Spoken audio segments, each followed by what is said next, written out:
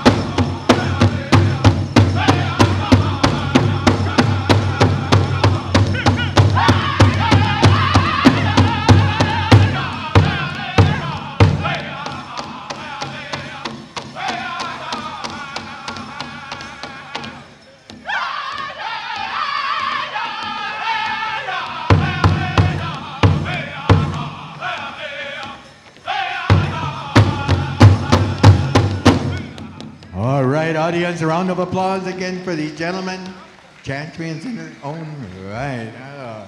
Beautiful, beautiful dancing out there. And again, as an MC, I always like to think of some of the all-time legends in each particular category. Looking at their footwork, looking at their regalia. In the world of powwow, we always say that 40% of judging is their regalia. The other 60% is in our dancing ability.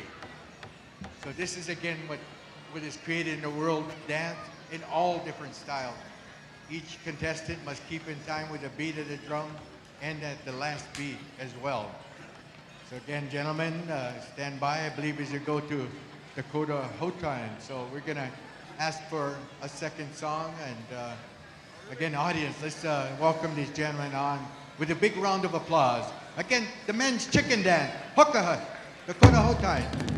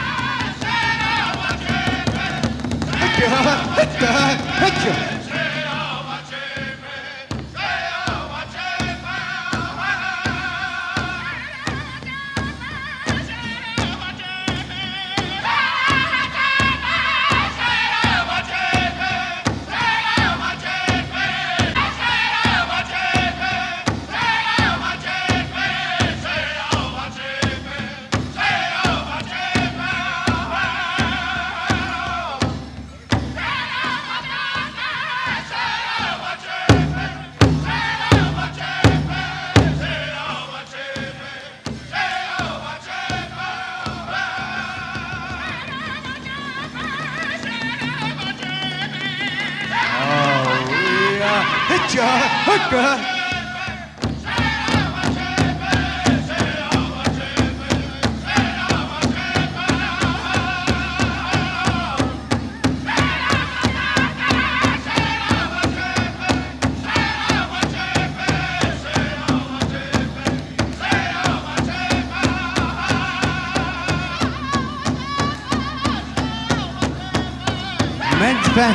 Men's fancy, stand by.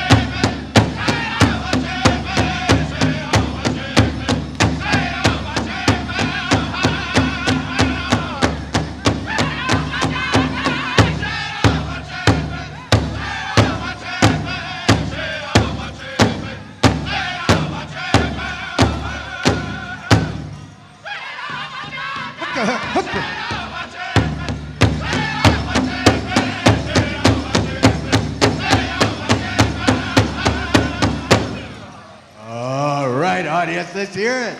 Woo-wee. All right, gentlemen, face their direction. Okay, judges, it's up to you now. All right, we got our first finalist, our second, and one more.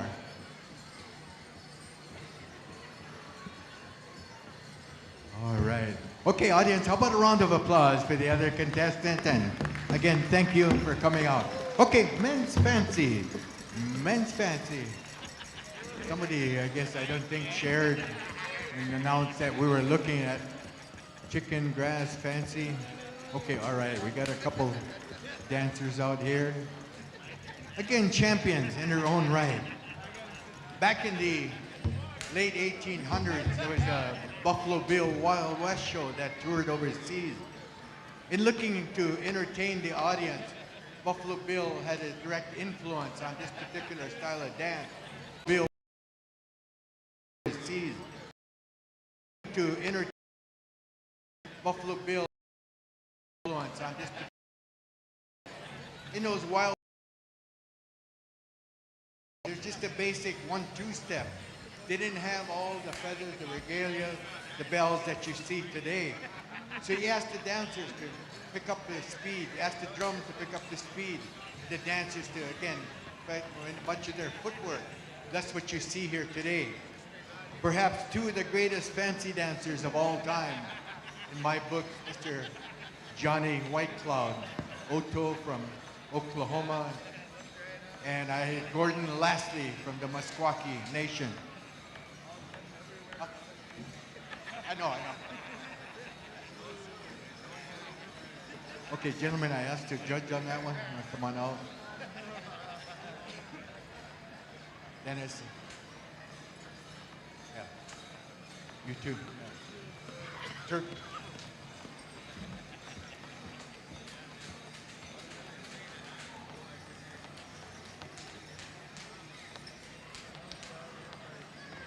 Okay, since we have two finalists already, we're just going to give them an exhibition. So at this time, we're going to switch it around a little bit. We'll go over to Dakota Hotine. Dakota Hotine for a fast and fancy. And again, look at the footwork, the speed, the agility, everything that constitutes dance today. Again, most importantly, the smoothness. That is the purpose of the horsehair. Again, the sticks they use, keeping in time. So at this time, Dakota Hotine exhibition. Hookah.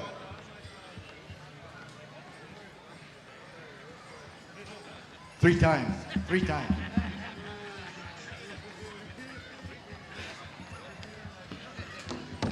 Men's traditional, stand by.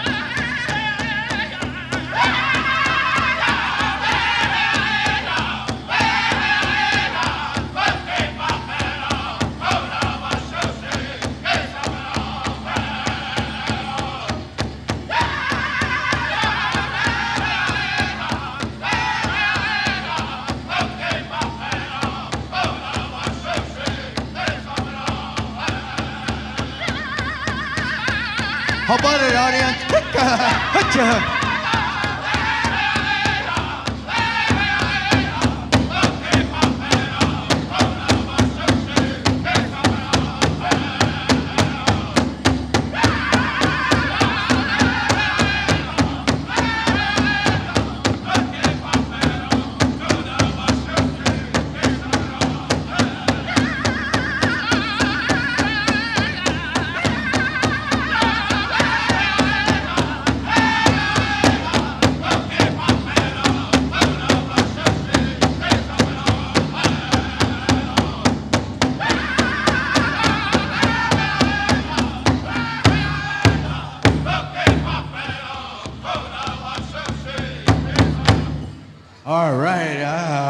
Audience, how about a round of applause again for the two finalists? Again, gentlemen, thank you. You are in the final. Okay, at this time we'd like to call the traditional, men's traditional, golden age. Again, this was Mike's special category. A good champion in his own right as he excelled not only here in Saskatchewan, but throughout North America.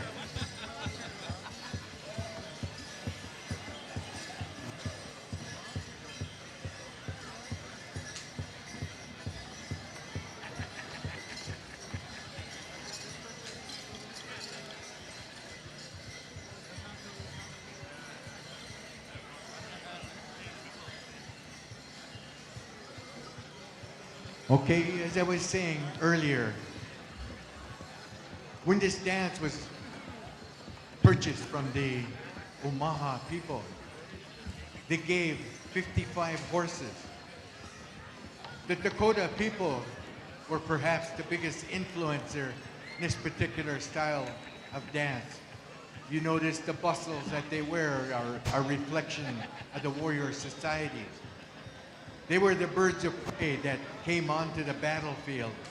Thus we look at the eagle, we look at the hawk, the owl in that sense.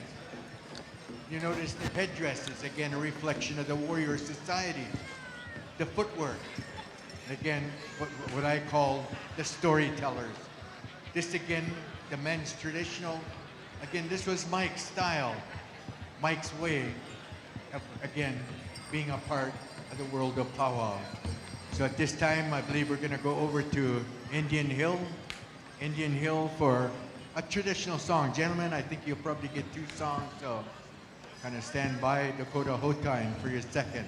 So Indian Hill, if you will. Ho-ho!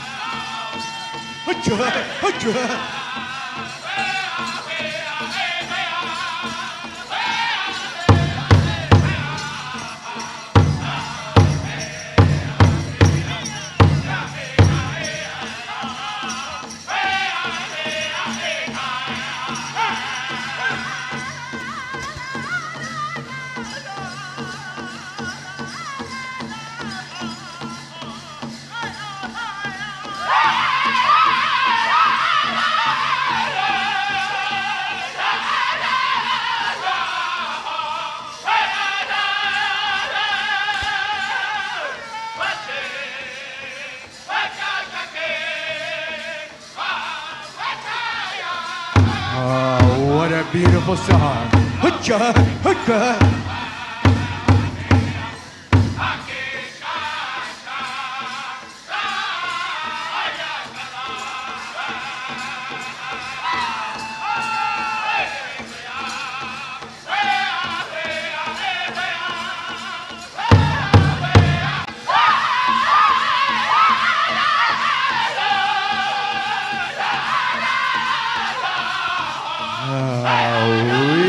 Hutcha, hutcha.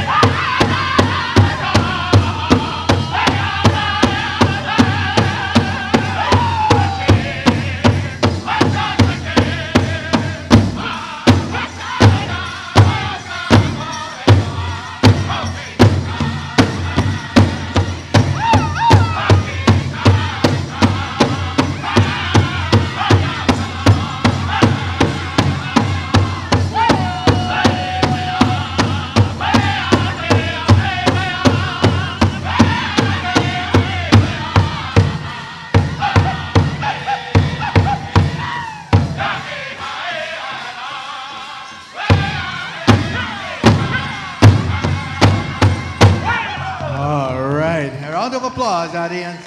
Woo-wee. We got some champions out here tonight. And many of these danced with Mike over the years. They encouraged him.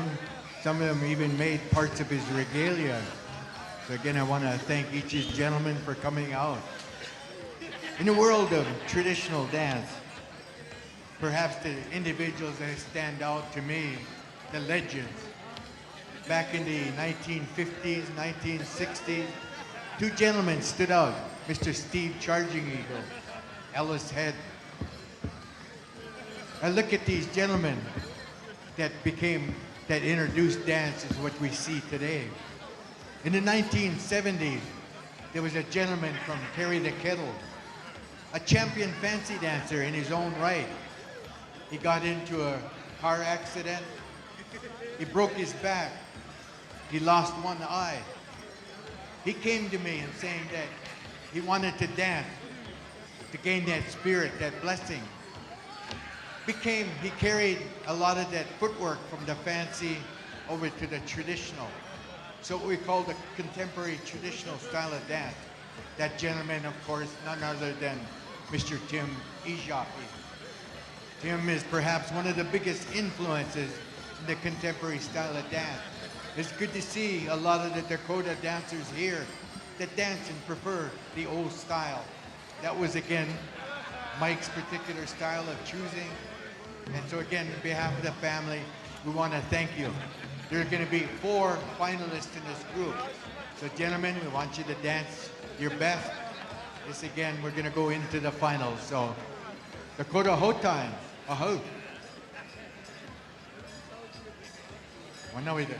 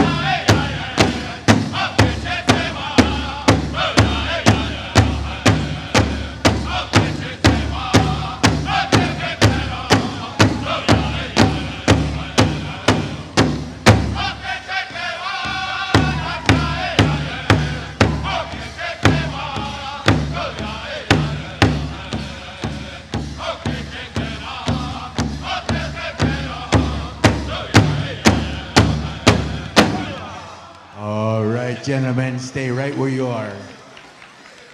Again, there are going to be 4 finalists picked out of this group. And again, these are the storytellers. You notice the use of their fan, their acoustic, their footwork as they tell a story reminiscent of tracking the enemy. This is again what we call the traditional style of dance. The dance, for this sake, we say dance of the Dakota. So judges.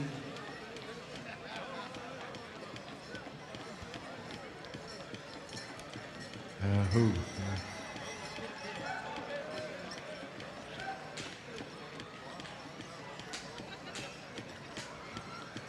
All right, we got all of them. Ooh.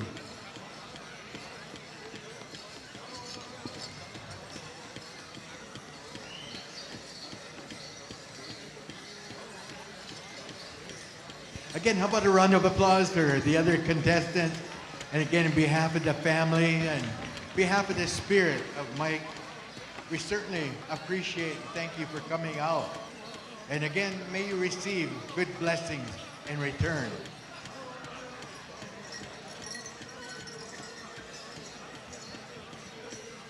You know, it's been a number of years since I came back here to the Valley.